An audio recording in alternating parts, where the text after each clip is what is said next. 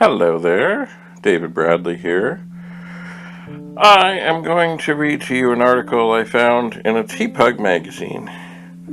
I just got a bunch of them in the mail, which I have probably other copies of them around. This one is from January 1985, and it's an article by Jim Butterfield called Secrets in Software. When is a bug not a bug? When it's there deliberately. But why would anybody put a deliberate bug into a program? To positively identify it, to give the program an unmistakable signature. I once told that there's only one surefire way to copyright a program. Here's how you do it. Within the program, you write a small original poem. It doesn't have to be anything to do with the program, but it's there in memory. If anybody produces illicit copies of the program, you now have a guaranteed way of going after them. The law isn't completely clear on what constitutes program theft, but it is very specific about the theft of artistic works such as poetry. According to my advisor, you can get the thief for stealing your poem.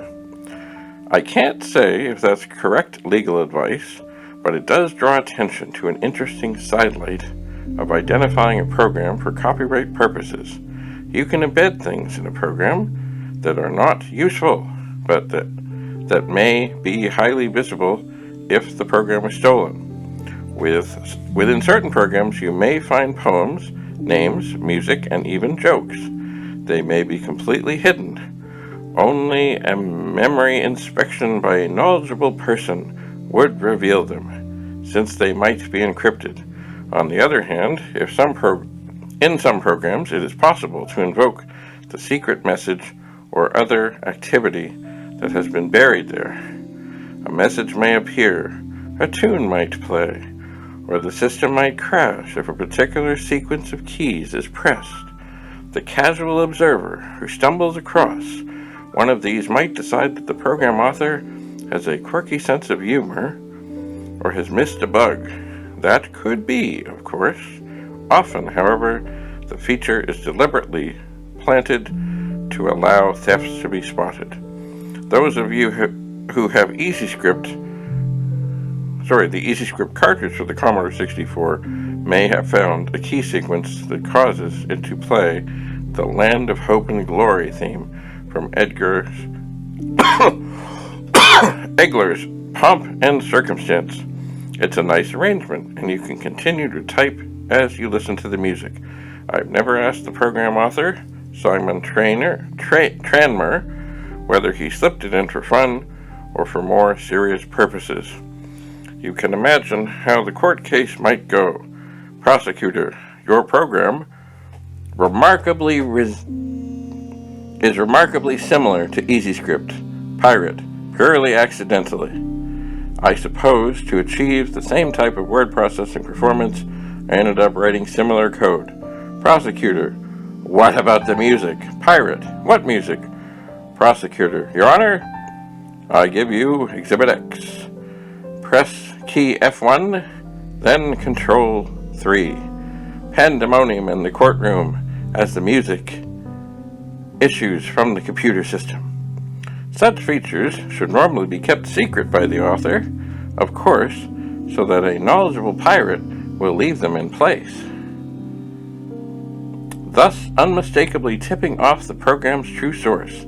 Some features, such as the EasyScript music, become fairly well known to users, but more than one curious feature can be embedded into a single program. Finding all the signatures can be a very difficult job, since some of it is hidden within the code itself. Microsoft, who wrote the original version of BASIC, that is used in Commodore machines, was very strong on signature protection. Embedded in all early PET BASIC versions, and PET BASIC in many other computer systems, was the word Microsoft, complete with exclamation point. It was very difficult to find, since it was hidden within a sequence of floating point constants used for trigonometric function evaluations. To make it even trickier, There were random high bits sprinkled over the message. Most people looking through the ROM logic would skip this area. It didn't disassemble, and it seemed to be totally mathematical in nature. It might be there, but Microsoft gave the game away. In all the Commodore PETs upgrade ROM, some call it ROM 2 and some BASIC 3, a key sequence was added to allow this to be displayed. On that machine only, typing wait 6502,10 would cause the Microsoft message to print 10 times. In my ROM memory maps, I called this piece of coding Microsoft Joke. It seemed like a joke. The computer powered up with the message Commodore Basic, and nowhere in the documentation could you find the name of Microsoft. But they had slipped their signature in there. Perhaps it was a mistake to make their signature too visible. Certainly Commodore made sure that it was removed when they produced BASIC 4.0 and subsequent versions of BASIC. A few years ago, I ran across another bug in BASIC that might have been intended to serve as a signature. It exists in all Microsoft BASIC 6502 versions that I have examined, and I sometimes wonder if a comparable bug has been deliberately placed in other processor implementations. Here's how it works on the Commodore computers. If you type 350800 into the computer in any line number context, the computer will behave erratically and perhaps crash when this line number reference is reached. In other words, list 350800 will do the deed, or go sub 350800, or the number 350800 followed by a basic statement. Note, it's quite okay to say x equals 350800. That the number is only poisoned when used as a line number.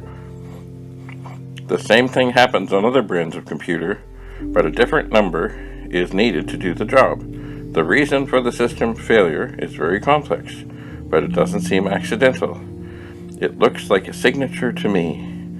Some time ago, I finally sent in this anomaly as a bug report to Commodore. I have noticed that the bug has been removed from the newest Commodore products, B system, Commodore 16 and Plus 4. It's been there since the first Commodore computers. Somehow, I feel a sense of loss. Sometimes quirks are there for a reason, and sometimes bugs have a purpose. So next time you have a program that crashes and a user complains about it, you can try looking nonchalant and saying, "That's just my signature." And that is the article on page 44 of the TPUG magazine. It is funny, you may have heard while I was talking here that Penny, our cat, appeared, and indeed I did look to maybe putting the picture of Jim Butterfield and his cat on this quick reading, but opted for Jim in his smoking jacket instead. But Penny heard me talking and has appeared, and I'm sure if I had a pet in front of me, she might be sitting on the top of it. I'm currently rubbing her head. Yes, hello, Penny. Anyway, thanks for coming, and long live the memory of the great Jim Butterfield. Oh, one other last thing is, of course, many of these things are now called Easter eggs. And I have not done much to explore them, but I know that they are out there. Onward. Bye for now.